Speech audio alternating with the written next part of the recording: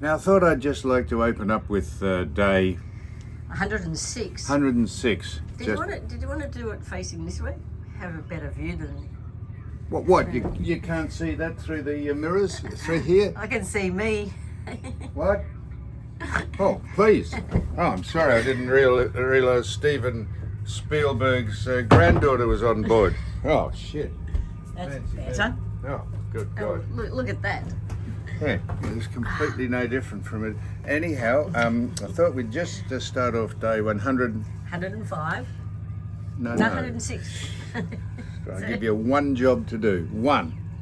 All you got to do is keep count of the days. You've got them in numerical order on the machine here. On your YouTube channel. Now, I just thought I'd start off on day 106. Thank you. By saying, if ever you were, I know if you're ever able to get your hands on a boat, I know when the recession's over and times start to pick up, you can come and rent a boat. Or the reason I'm saying is this: we got a mooring here outside Palm Bay. and it was like just. It was like just being tied up in the dock. It was so calm and smooth last night. We didn't even have to put the sea brakes out. We didn't. So I'm just telling you that if ever you get out this way, I don't know where you are in the world watching this, but if you ever want to come down to a very nice calm anchorage or mooring and go into Palm Bay. Now we've given Palm Bay enough. We walked from Palm Bay up to Happy Bay. Yes. Did I said that? No. That nearly killed me. I've had to. Anyhow, bad. Oh, boo hoo. It was lovely. Happy Bay was beautiful. Unfortunately hit by Cyclone Debbie, but it was, Right, got these on. I can't. So we're going to just trundle back here and try and get this one mooring outside a. Is it outside Hayman Island? and no, it's off Daydream Island called Lovers Cove. Love it. Well, there's one mooring. What were their chances of getting the mooring at Lovers Cove? Speaking of Lovers Cove, someone said we put the caption on one of the tiles, one of the photos about the wildlife, and I'd said cock teasing, not cock teaser, cock teasing, because there was a cocky there, and we were teasing it by you give us another bird call just off camera. Hello, Cocky. Never ceases to amaze me. Usually you'd say, get stuffed. No, you've come right in again. So it's good, I like it. Someone said, yes, Sue's been cock teasing you for 105 days. We hadn't started the 106 days. We didn't even think of that when we put the tile on. We just said cock teasing. We were teasing cockies. What grubby minds you have, indeed. It was very clever, though. Yeah, hence the difference between a chickpea and a lentil. And then someone said, what else did someone say? I said to remember the things I was going to speak about. There was something someone else said. Come on. What I said, we mentioned 4 things someone sent in about. They liked your impersonation of the bird calls. They liked to see a bit of fauna, not flora. Flora is the flowers, fauna is wildlife. You said, there's a kangaroo. I said, it's a wallaby. Kangaroos are dirty, great, huge things that fucking beat you to death with their tail. You went up and patted one. Come on, what were the other 2 things? Someone said, come on. Someone said that I was pissed. Now, I don't know whether that was either pissed or drunk, which we weren't because they were mocktails, unfortunately, those Long Island teas, Yeah, I know. No, there was some mocktails. Yeah. So we weren't pissed, but they said about the joke. So I didn't know whether they thought I was grumpy, which I wasn't. Well, there you go. And then someone said, will I be flying home for the grand final? Should Geelong go? I don't know.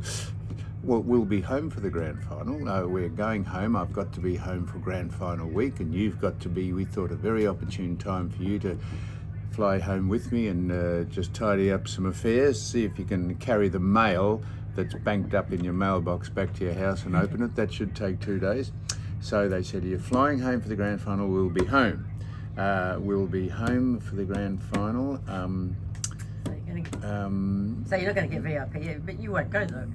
Geelong get in, will you go? If Geelong gets in, you should go. No, I won't be going. You should go. No, anyhow. How many more are you going to see if Geelong gets in? I reckon it's a great opportunity. Well, I'm going to just gauge how the football goes, because if it's any... Now, I wonder if... if you're watching this all over the other side of the world, you won't understand what we're talking about. But I think Hawthorn will play in the grand final and probably win it. And they play the worst sort of football I've ever seen. Now, if you think that's a criticism of Hawthorn or the coach, Sam Mitchell, it is not. It's actually a backhanded compliment. They've worked out how to nobble other sides by playing a most disjointed form of football. They've planned that, and they don't give a stuff what it looks like. Their fans love it. They love it. But I tell you, if they're in it, I won't be going. I won't be going anyhow. And we'll go. What? If Geelong gets in, Did you say we'll go? Yeah. You? You can take me. Holy shit. You can dump on me as soon as you get on board. So remember I said Hawthorn will win the grand final. So someone said if you go to the grand final, they like the cock teasing Go on, what other thing? Quickly, because this is what takes time. We spend 12 minutes and 11 of them are speaking shit. Well, most of them are speaking shit. What was the other thing? I asked you to think of four things. Going home for the grand final, cock teasing, bird calls, and what was the other thing? They said I was pissed. No, yeah, pissed. I think that means you were ticked off, not drunk. So, yeah. We gave a shout out to Jan, who I don't know, she's dropped off, obviously, Jan, but probably Jan's still there. Probably a lot of people have dropped off. Anyhow, so we're going to push on now to see if we can get that solitary mooring up at Lovers Cove. And then we'll head back into, oh, you'll like this, we're going to head back into the berth where we are, because tomorrow we have an appointment with Specsavers. Sue has been saying for 106 days. I say, she says, speaks under her breath. I said, what'd you say? She said, Specsavers. I said, what? Because I can't hear what you say. You speak downwind of me. I can't hear a word you say. You speak softly, and I don't. My hearing's perfect, and my eyes, Specsavers. You're the person that wears lensed glasses, sunglasses. You broke the arm off them, and I erudited the arm to the actual lens. Oh yes, I agree. My eyes are perfect, but no, she said, no, you didn't come for an eye test. So in Crush will be wearing. Well, you do this. You go, oh, I haven't got bad eyesight. And you're pulling it in, you're pulling it out, and you say, I can't read that. I need a light. You're trying to hypnotise me. Oh, well, of course you can't read things that are in the dark, or if you need some light to see. What the hell's wrong? Am I seeing things, or is that a boat coming by me? I can see in the reflection. It's a ferry. What is that? It's the ferry. The bloke's built it himself. LB Turtle. That's bringing LPG gas to power the resort. Isn't that LPG gas? Or is that water? Who knows what it is? Who cares? So yes. Listen. I'm listening. So we're going to have Specsavers. My eyes tomorrow. are absolutely perfect. They are. Eyesight testing and hearing testing. What? Eyesight. I really got it. I'm going to try this. Just another cocky call. Button off.